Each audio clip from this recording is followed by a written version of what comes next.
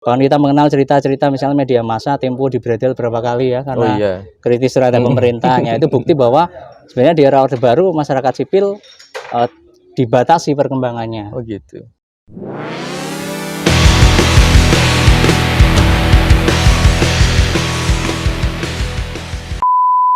Pak Hasan, dosen politik YIN Kudus. Betul. Kelahiran di mana, Pak? Temanggung, Jawa Tengah. Oh, Temanggung, Masih Jawa Tengah. Di daerah pegunungan nih. Ya, lereng gunung. Lereng gunung Sumbing. Sumbing. Ya, daerah dingin.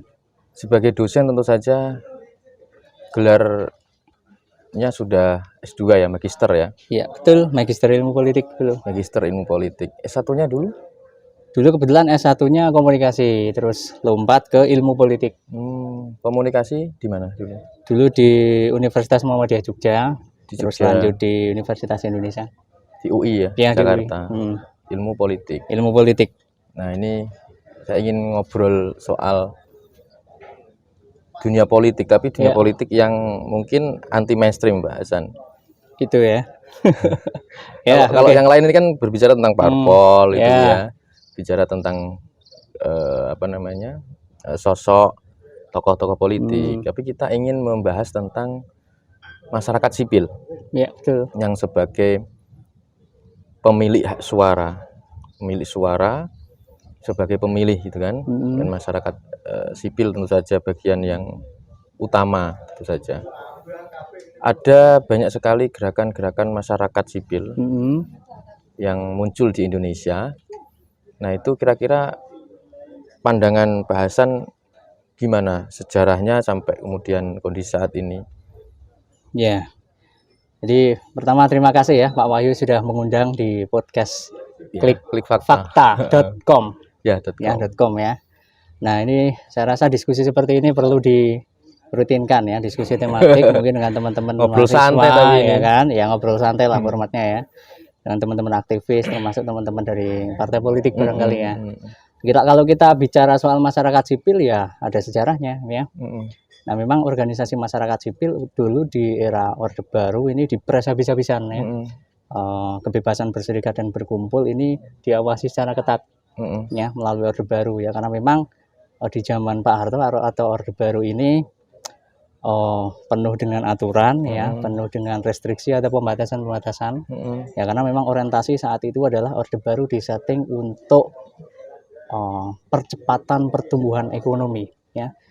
Siapapun atau apapun itu harus dikondisikan dalam rangka untuk percepatan dan pertumbuhan ekonomi ya. Dalam frame pembangunan itu. Frame pembangunan ya. Jadi di frame dalam urusan pembangunan maka yang dijaga adalah stabilitas nasional. Nah, kalau yang dijaga adalah atau yang diprioritaskan adalah stabilitas nasional, otomatis tidak boleh ada banyak organisasi atau kelompok-kelompok masyarakat yang banyak protes, kira-kira begitu.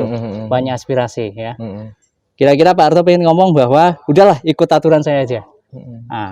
Nah, cuman dalam perspektif masyarakat sipil ini nggak sehat ya. Dalam perspektif demokrasi dan demokratisasi ini tidak sehat alias berjalan di tempat. Nah, pasca Pak Harto runtuh 98 ya, krisis ekonomi, nah mulai bermunculan ya organisasi masyarakat sipil ya. Keran demokratisasi membuka masyarakat sipil untuk bebas berekspresi, berserikat dan berkumpul. Sebentar, sebelum pasca Orde Baru. Ya. Sejak sebelum atau mungkin saat Orde Baru kan ada beberapa kelompok perkumpulan, ada organisasi, ya sebut saja ormas lah, organisasi masyarakat. Itu juga sudah ada kelihatannya. Itu posisinya gimana dulu pada waktu dulu? Ya, intinya mereka yang melakukan kritik keras terhadap Orde Baru ya, dengan berbagai kebijakannya, termasuk kebijakan untuk berserikat, berkumpul ya, menyuarakan pendapat seperti pers misalnya ya, asosiasi wartawan atau dewan pers ya direstriksi atau dibatasi habis-habisan ya. Bahkan kita mengenal cerita-cerita misalnya media massa Tempo dibredel berapa kali ya karena kritis terhadap pemerintahnya. Itu bukti bahwa sebenarnya di era Orde Baru masyarakat sipil dibatasi perkembangannya. Oh gitu. Nah, kira-kira tapi begitu. Sudah ada contohnya pada waktu dulu yang eksis apa sih sewaktu Orde Baru itu? Ya, organisasi-organisasi masyarakat, tapi yang dalam tanda kutip memang masih masuk atau masih bisa dikontrol oleh Orde Baru, termasuk Dewan Pers dulu. Pak Harto bagaimana caranya Dewan Pers tetap ada tapi tidak boleh galak, kira-kira begitu ya. Organisasi masyarakat juga banyak dibentuk ya, khususnya organisasi masyarakat yang memang disponsori oleh pemerintah, yang pro memang disetting untuk yang mengamini saja kebijakan pemerintah. Oke. Nah, pas saat Orde Baru itu kelihatannya kan ada semacam organisasi-organisasi yang untuk mendukung pemerintah. Iya. Itu bahkan ada semacam dulu kalau misalkan di sekolah ya ada P4 atau apa itu. Ya, penataran Pancasila ya. Jadi kemudian di organisasi masyarakat juga ada yang kita sebut semi militer gitu. Itu memang muncul sengaja dibentuk untuk kepentingan Orde Baru atau bagaimana ceritanya itu? Ya, kalau kita bicara organisasi yang tadi dalam tanda kutip semi militer atau istilahnya organisasi paramiliter, memang ya ada yang dibentuk memang khusus untuk mengamankan agenda-agenda pembangunan Orde Baru. Ya, kita tidak bisa pungkiri ya. Ada banyak contoh lah ya. Ada banyak contoh ya. Ada yang begitu ya. Organisasi-organisasi masyarakat sipil yang bersuara untuk kebebasan, berserikat, berpendapat, berkumpul juga ada ya. Cuman rata-rata mereka main di bawah tanah atau underground. Ya, kita kenal dulu yang namanya kalau anak muda bikin satu kelompok politik yang radikal ya, yang kira-kira ya karena jenuh dengan nuansa Orde Baru begitu ya. Mereka menamakan dirinya misalnya seperti PRD ya, Partai Rakyat Demokratik. Ada dulu PRD. Dulu Budiman Sujatmiko, sekarang jadi PDI ya, caleg PDI sekarang sudah enggak lagi kayaknya ya. Budiman Sujatmiko kan sudah tidak jadi anggota dewan. Nah, itu adalah orang-orang atau anak muda yang menurut saya agak cukup radikal dalam tanda kutip ya. Radikal itu bukan berarti kekerasan, tapi kritiknya keras. Kritis lah ya. Coba deh, kok pemilu yang menang Golkar terus, kira-kira begitu. Nah, itu kalau di era Orde Baru sebetulnya ada organisasi, cuman aktivitasnya yang terbatas. Seperti kita contoh NU. NU kan lahir memang sebelum Orde Baru, ya, jauh sebelum itu. Tapi aktivitas pengajian dan lain-lain sangat dibatasi. Bahkan cerita guru-guru kita dulu ya, kalau misalkan mau ngisi pengajian itu pasti diinterogasi, tanya-tanya terlebih dahulu, sampai pelaksanaan pengajian saja intel tuh banyak ikut pengajian gitu ya. Ikut pengajian bukan berarti ingin ikut belajar, tapi mengawasi. Nah, kemudian pasca Orde Baru, kemudian keran mulai dibuka itu kan sejak Habibie ya. Ya, sejak turunnya Soeharto ya, naik Habibie ya, kemudian bertahap ya, kemudian ada Megawati, ada Gus Dur ya, sampai Pak SBY dan sampai hari ini Jokowi. Nah, itu keran itu dibuka sedemikian rupa, kemudian muncul banyak sekali organisasi, bahkan kebebasan berkumpul berserikat itu sangat longgar. Komunitas-komunitas kecil saja saya melihatnya itu bisa membentuk suatu organisasi begitu ya. Nah, dalam perjalanannya ini nanti kalau kita tarik benang dalam frame politik, kira-kira gambarannya seperti apa kondisinya pasca Orde Baru itu? Pasca Orde Baru sudah relatif lebih baik, jelas daripada Orde Baru ya, karena amanat reformasi memang salah satunya adalah kebebasan.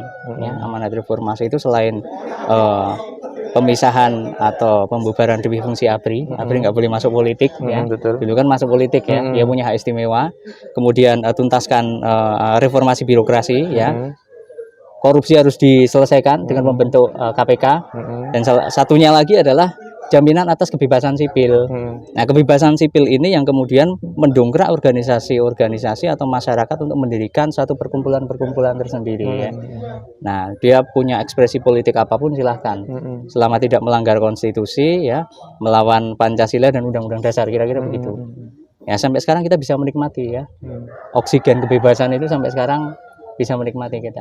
Meskipun kebebasan itu kadang sebagian orang kemudian tidak terkontrol. Ya, di satu sisi kadang ya yang namanya kebebasan itu kan ekspresinya macam-macam. Sekarang media sosial aja teknologi kan, orang saling serang, saling menjelek-jelekkan, saling membuli, mencaci maki itu luar biasa. Tapi untung saja pemerintah tentu saja punya cara tersendiri dengan Undang-Undang ITE, dan Undang-Undang ITE kemarin juga sempat kemudian menjadi multitafsir sehingga mudah ditafsirkan berbeda, artinya malah justru membatasi, sangat terbatas. Sehingga ini wacananya ada revisi Undang-Undang ITE. Nah, konteks sekarang yang saya tanyakan Pak Hasan, pemilu ini kan partai kan semakin banyak. Kemenangan dulu kalau Orde Baru kan Golkar gitu kan. Golkar terus. Pasca Orde Baru berkembang, kemudian ada Partai Demokrat, SBY itu yang partai baru tapi langsung naik gitu kan jadi presiden.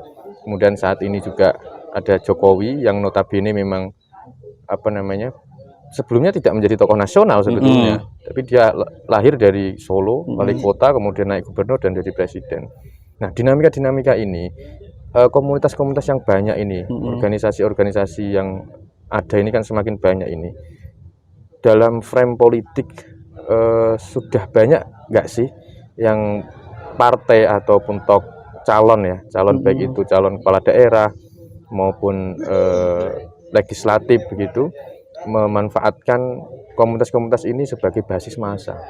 Kalau memandangnya Pak Hasan gimana itu? Jadi begini, memang setelah runtuhnya Orde Baru itu tidak hanya organisasi masyarakat sipil, ya, orang-orang yang pengen mengekspresikan aspirasi atau gagasan politiknya juga membentuk partai politik. Makanya setelah Orde Baru kan banyak sekali partai politik ya ikut pemilu ya. Dulu saja kalau di NU tidak hanya P3, ada PKB, ada PKNU ya kan. Oh iya, PKNU. Nah, sekarang kebetulan yang eksis besar PKB ya kan? Sama P3 nih. Ya, PKB sama P3 ya kan. Nah, memang tidak hanya organisasi masyarakat sipil, tapi juga partai politik. Nah, kalau kita lihat idealnya sebuah organisasi masyarakat sipil, ini idealnya ya, dia itu bersifat otonom. Otonom itu artinya dia mengambil jarak dengan negara. Ya, itu secara teoretik begitu. Kita mau mengatakan sebenarnya independen dari kepentingan negara. Ya, karena negara kalau dalam sejarahnya itu punya kepentingan politis untuk mengkondisikan organisasi masyarakat sipil. Sehingga dampaknya apa ketika negara mengatur organisasi masyarakat sipil? Kepentingan masyarakat sipil itu sendiri terkooptasi oleh aktor-aktor negara atau elit-elit negara. Nah, ini yang berbahaya ya. Nah, coba kita lihat misalnya organisasi masyarakat sipil yang berkembang sekarang, kira-kira dia memiliki jarak yang agak cukup independen enggak dengan penguasa misalnya ya. Dia menyuarakan kritik enggak untuk kepentingan publik misalnya ya, atau agenda-agenda kepentingan publik.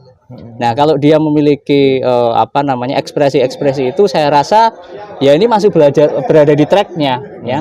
Tapi kalau sudah mulai terkooptasi dengan kekuasaan ya, nah, ini agak juga berbahaya juga. Nah, sekarang begini Pak Hasan, independensi yang kemudian harus dijaga, idealisme sebagai organisasi sipil begitu, itu apakah kemudian ada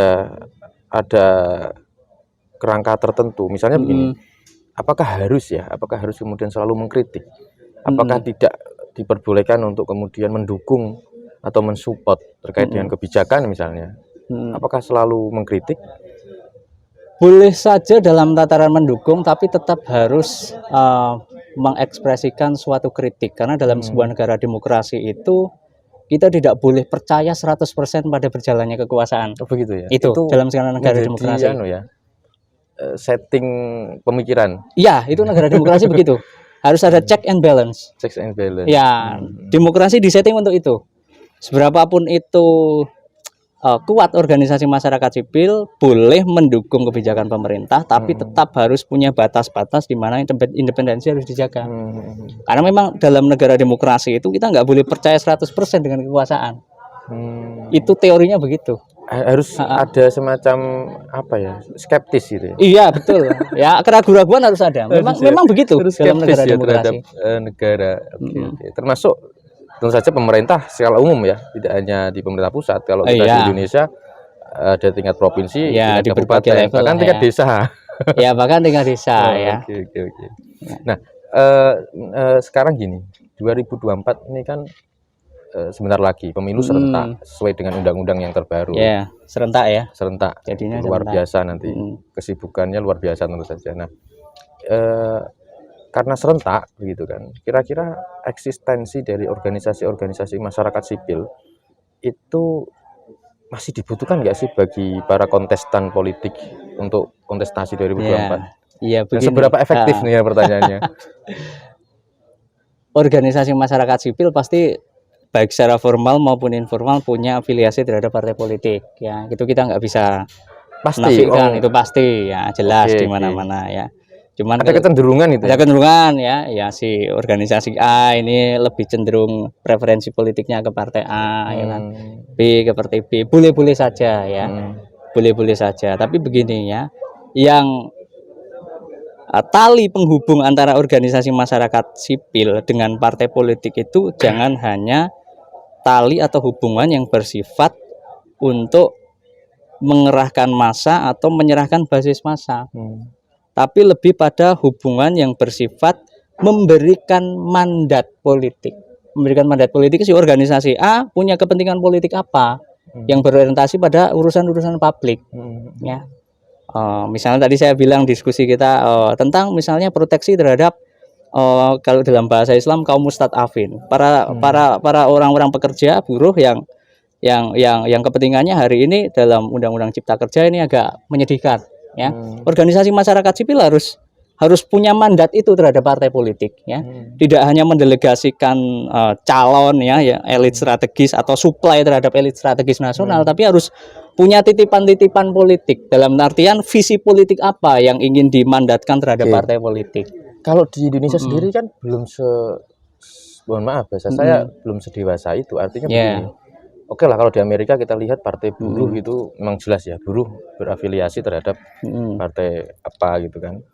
Tapi kalau di Indonesia ini kan masih random, saya sebut. Randomnya itu buruh kita ada KSPSI, kemudian ada apa namanya, Serikat Pekerja banyak itu kan. Nah itu kan juga belum jelas nih, belum terlalu jelas lah menurut saya afiliasinya ke partai apa. Meskipun mungkin di belakang layar ada tokoh-tokoh dari serikat buruh itu memang dia berafiliasi dengan partai politik. Melihat kondisi ini, kira-kira bagaimana menurut Pak Hasan? Misalnya sekarang partai buruh kan bikin partai sendiri ya, ketuanya Pak Said Iqbal ya. Oh yang terbaru ini? Yang terbaru. Nah kita lihat ya, karena memang kemarin Undang-Undang Cipta Kerja ya lewat Omnibus Law itu memang memukul mundur ya, memukul mundur kepentingan buruh. Ingat loh ya, ada cuti melahirkan, ada libur Sabtu Minggu, ada jam kerja, itu bukan gratis dari pengusaha ya, itu perjuangan tuntutan serikat buruh. Ya kita harus ingat itu ya. Jadi termasuk dalam Undang-Undang Cipta Kerja yang terbaru ya, ada misalnya PKWT ya, perjanjian kerja waktu tertentu. Nah itu pasal yang sangat menyudutkan kelompok-kelompok serikat buruh ya, atau sederhana aja calon mahasiswa yang nanti lulus akan jadi pekerja gitu kan. Itu konkret sekali ya urusannya ya. Kita lulus ya karena kita bukan anak pengusaha, kita jadi buruh dulu. Nah itu sangat dirugikan oleh adanya status PKWT. PKWT itu perjanjian kerja waktu tertentu ya. Kita dikontrak ya, katakanlah sebagai pegawai magang begitu. Dulu aturannya di Undang-Undang Tenaga Kerjaan adalah 2 tahun ya, kemudian diperpanjang maksimal 1 tahun. Nah sekarang perjanjian kontrak untuk diangkat sebagai pegawai tetap itu sesuai dengan kesepakatan kerja, artinya tidak ada batas waktu tertentu. Kita bayangkan tidak ada batas minimal ya? Tidak ada. Kalau dulu ada regulasi oleh pemerintah. Kalau bayangkan kita lulus kuliah, statusnya kontrak terus ya, bayangkan ya. Nah pertanyaan saya, apakah yang seperti ini yang kita harapkan begitu? Makanya saya bisa memaklumi kenapa serikat buruh kemudian bikin apa namanya gerakan partai buruh ya, entah kita nggak tahu siapa pemodalnya dan lain sebagainya, tapi saya rasa perlu diapresiasi. Ada banyak sekali poin-poinnya. Untuk membawa ya, apa namanya, membawa kepentingan secara konkret gitu. Iya, konkret ya. Kita lulus kuliah, iya kalau jadi pengusaha, kalau jadi buruh, kalau jadi pegawai outsourcing. Belum lagi jadi, mohon maaf, kurir agen sotit COD misalnya ya kan. Wah itu mengerikan dalam rezim tenaga kerja di Indonesia. Hanya mengenai Omnibus Law, wah ini mungkin temanya nanti akan panjang ya. Dalam lagi sambil dulu ya.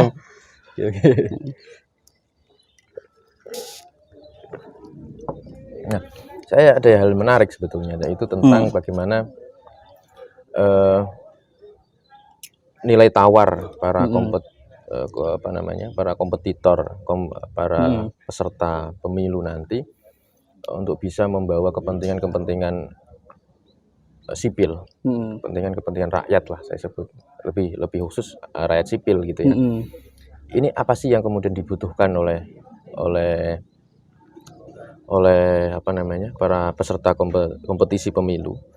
Apa yang harus mereka tawarkan, dan bagaimana cara distribusi ide-ide atau yang akan dikerjakan nanti biar efektif? Apakah menggunakan simpul-simpul organisasi masyarakat sipil itu cukup efektifkah, atau sekarang dengan perkembangan teknologi hanya cukup dengan media sosial menurut Pak Hasan? Ya, kalau idealnya memang kandidat, ya katakanlah calon presiden atau calon pemimpin negara ini kan paling tidak minimal satu, dia punya gagasan, ya, punya gagasan, punya ide bagaimana ke depan misalnya negara ini akan dikelola, ya. Artinya dia punya tawaran-tawaran programatik dalam urusan ekonomi seperti apa, ya kan, dalam urusan politik seperti apa, ya. Yang sering terjadi dalam kontestasi politik pemilu 5 tahunan, kita banyak lihat kandidat-kandidat politik yang kadang dia tidak punya tawaran-tawaran programatik, tapi dia berdiri atau bersembunyi di balik jargon-jargon politik yang sebenarnya kosong aja, misalnya nasionalisasi aset, anti asing dan lain sebagainya. Itu kan bukan hal yang sifatnya programatik. Iya, itu lebih diwacana ya. Diwacana dan memang menarik massa, ya. Tapi program apa yang sesungguhnya, program konkret apa yang ingin ditawarkan misalnya oleh elit-elit politik? Saya lihat di 2014 seperti itu, ya. Di 2019 kemarin agak mirip-mirip, ya, masih orang yang sama sebenarnya yang bertarung, ya. Nah, semoga di 2024 ini para kandidat-kandidat politik tidak bersembunyi di balik jargon-jargon yang memang menarik bagi masyarakat banyak. Bahasa sempat ramai itu lip sync. Lip service, atau kalau dalam bahasa politik namanya agenda-agenda populis, ya. Jadi yang dijual yang membangkitkan membangkitkan gairah atau emosi masyarakatnya. Iya. Nah, kita cari elit politik yang bisa menawarkan program. Boleh-boleh saja dari banyak kalangan, ya.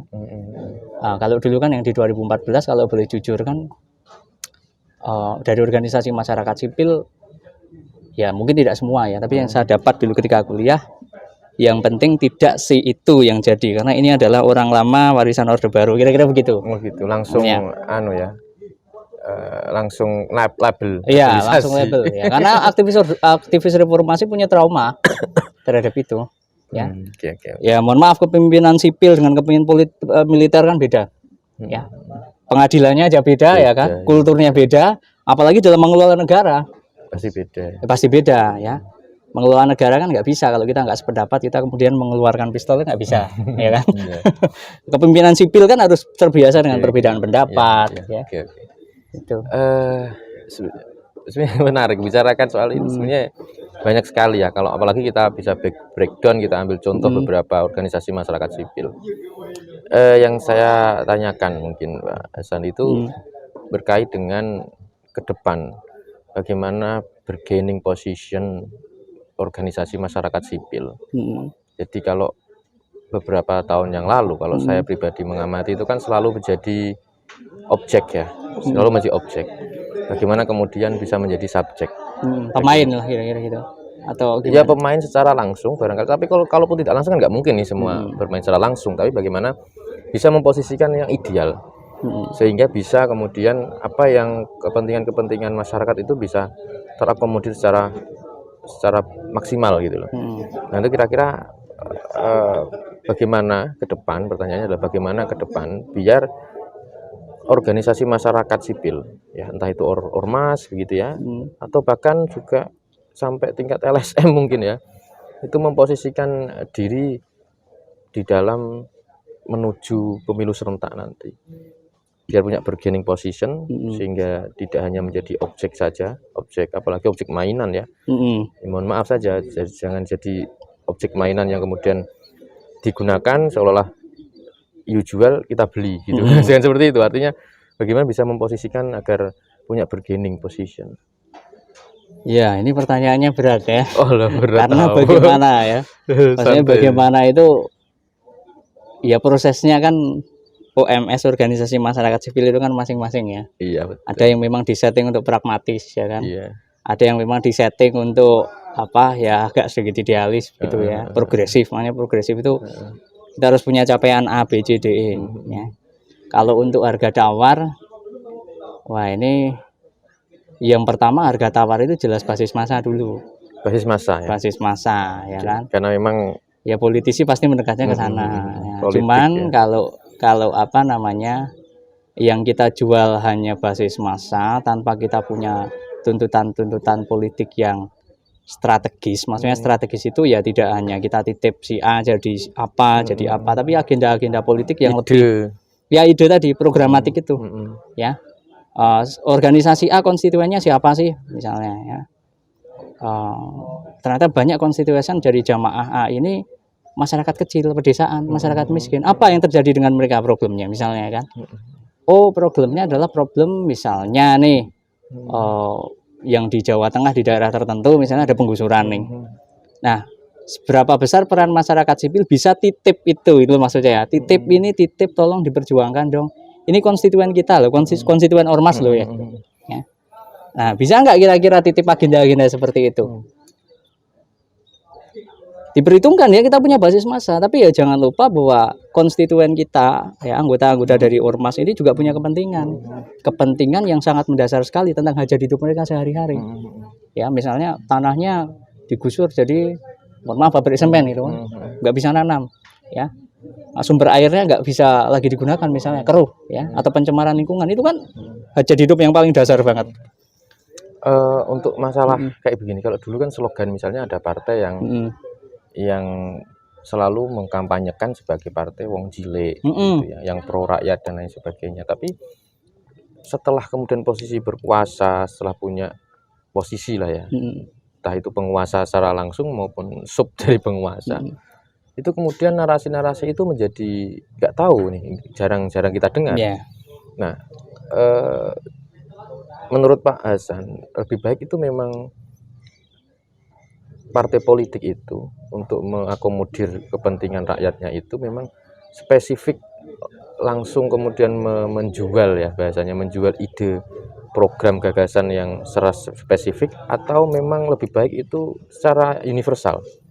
Maksudnya universal itu seperti mungkin kita melihatnya itu kayak bahwa problem masyarakat itu banyak, jenis masyarakat itu banyak, kita harus mengakomodir semua misalnya.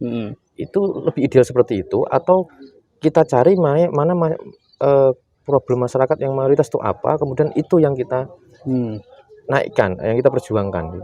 Ya kan kalau dalam politik elektoral di Indonesia itu kan kita ada level-levelnya ya. Di tingkat kabupaten problemnya apa, yang harus menyelesaikan siapa. Di tingkat provinsi problemnya apa, yang harus menyelesaikan siapa. Di tingkat nasional, regulasi yang sifatnya nasional problemnya apa, yang harus menyelesaikan siapa. Ya udah, kita fokus aja pada tingkat-tingkat regional itu ya, level-level itu. Kita bisa titip misalnya, kita punya basis massa, kita bisa titip dengan calon bupati, problemnya ini Pak, konstituen kami, jamaah kami punya problem di sini Pak. Karena misalnya kalangan menengah, kelas menengah ke bawah Pak. Karena begini Pak Hasan, sebagai kita masyarakat Indonesia yang proses demokrasinya ya masih tahap levelnya belum begitu matang lah, saya sebut, kita akui apa enggak, memang seperti itu faktanya. Nah, kita lihat misalnya saat Presiden Jokowi waktu awal-awal itu dia menjual branding, kemudian mobil SMK, kemudian turun ke selokan, bersih-bersih selokan, kemudian bahkan ada tren kemarin-kemarin itu ada yang marah-marah gitu kan, ada yang kemudian mencitrakan sesuatu yang hal kecil-kecil sebetulnya. Nah, sebetulnya kan di dalam ideal politik itu kan nggak bisa, permasalahan-permasalahan kan nggak bisa kemudian hanya itu saja, yang kecil-kecil saja. Banyak permasalahan yang sifatnya substantif, substansial, problem bangsa gitu kan. Nah, itu kira-kira ada apa dengan rakyat Indonesia? Kenapa justru yang kecil-kecil ini bisa menjadi perhatian? Atau ini justru malah kesalahan, mohon maaf ya, ketidaktepatan lah saya sebut, ketidaktepatan media yang kemudian mengangkat sesuatu kecil itu menjadi besar, tidak mengangkat sesuatu yang substantif yang besar biar menjadi besar. Kira-kira menurut kacamata Pak Hasan gimana? Ya, itu kan barang yang menarik ya. Masyarakat kan mungkin tidak semua masyarakat bisa berpikir tentang program-program politik jangka panjang, ya kan. Dia hanya bisa melihat misalnya dari strategi-strategi politik, ya, pencitraan yang marah-marah, yang ini yang itu, ya. Ya itu di satu sisi ya itu bagian dari strategi saja sebenarnya. Cuman untuk kasus 2014 khususnya, orang melihat ya, mungkin tidak semua aktivis pro demokrasi 98 ke sana, tapi orang melihat dulu di zaman Orde Baru kita tidak bisa membayangkan ya orang sipil, bukan keturunan elit, bukan keturunan pengusaha, ini bisa memimpin secara politik. Nah, kita dulu nggak bisa membayangkan. Nah, setelah reformasi, pelan-pelan kita punya satu impian bahwa rakyat biasa, wong cilik, ya kan, bakul kayu, pengusaha kayu, ini bisa secara bertahap masuk sebagai elit nasional yang diperhitungkan bahkan menjadi pemimpin negara. Nah, ini sesuatu yang dulu nggak berat di era Orde Baru. Kayak nggak mungkin kalau dulu ya. Wah, yang nggak mungkin, ya berat. Nah, kemarin sebenarnya adalah ya ini kita pengen wujudkan satu gambaran atau cita-cita politik di mana kita belum pernah melakukan dulu ketika Orde Baru. Orang sipil, orang biasa, ya kan, tapi bisa punya kesempatan yang sama, ya misalnya ya, dengan orang yang misalnya keturunan elit atau keturunan pengusaha, taipan besar begitu ya, untuk masuk dalam politik.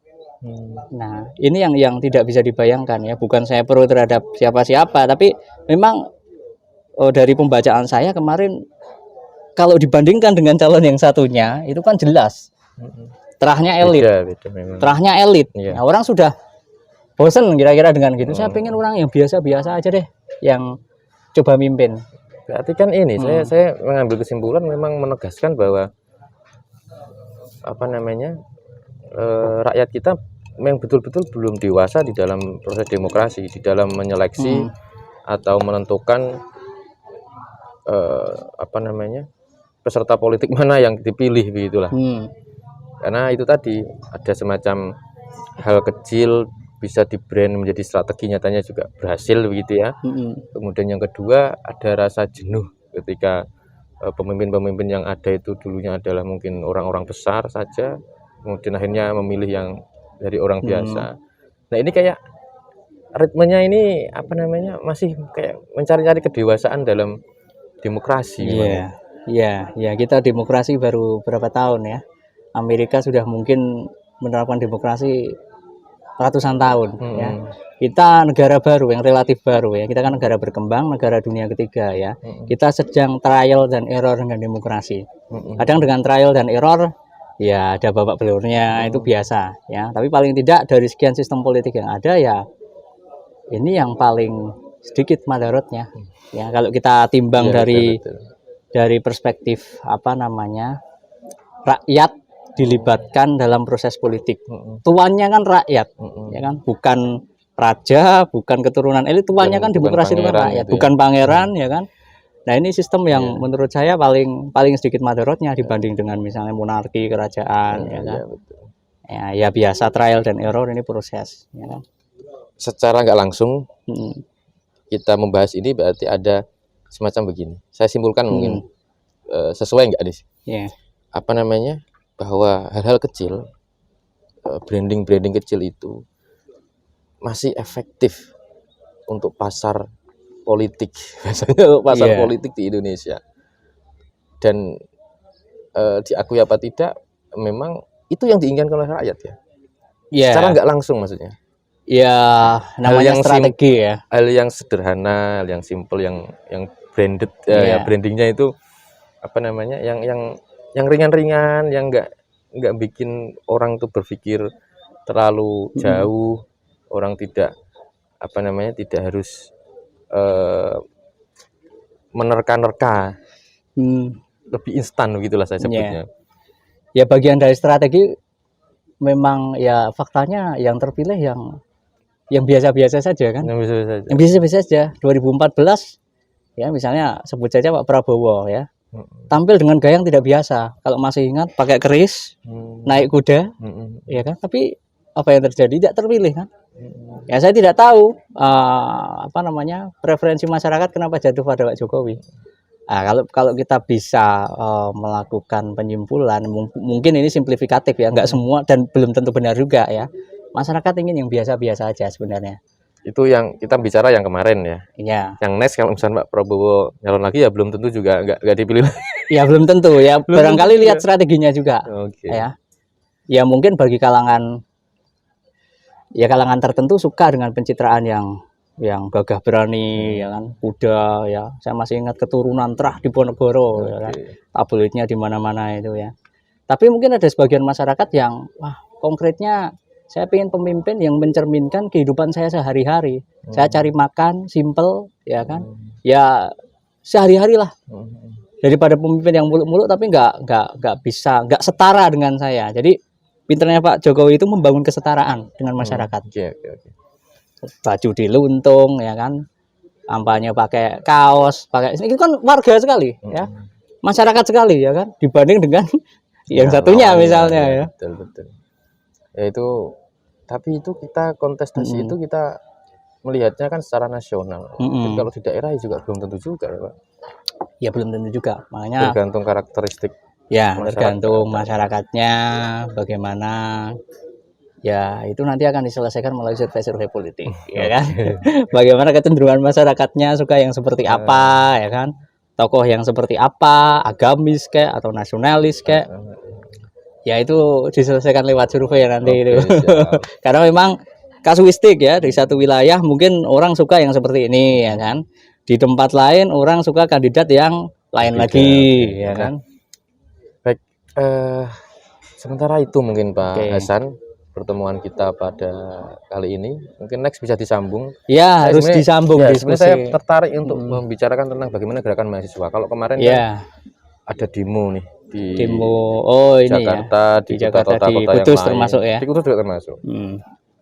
Itu sebetulnya ya nantilah kita bahas lebih lanjut. Kita bikin diskusi dengan teman-teman aktivis mahasiswa mungkin. Oke, terima kasih sudah menghadiri kita di konten YouTube channel Klik Fakta. Lain kali kita bisa ketemu lagi. Terima kasih Pak Hasan. Ya, sukses selalu untuk klikfakta.com. Amin.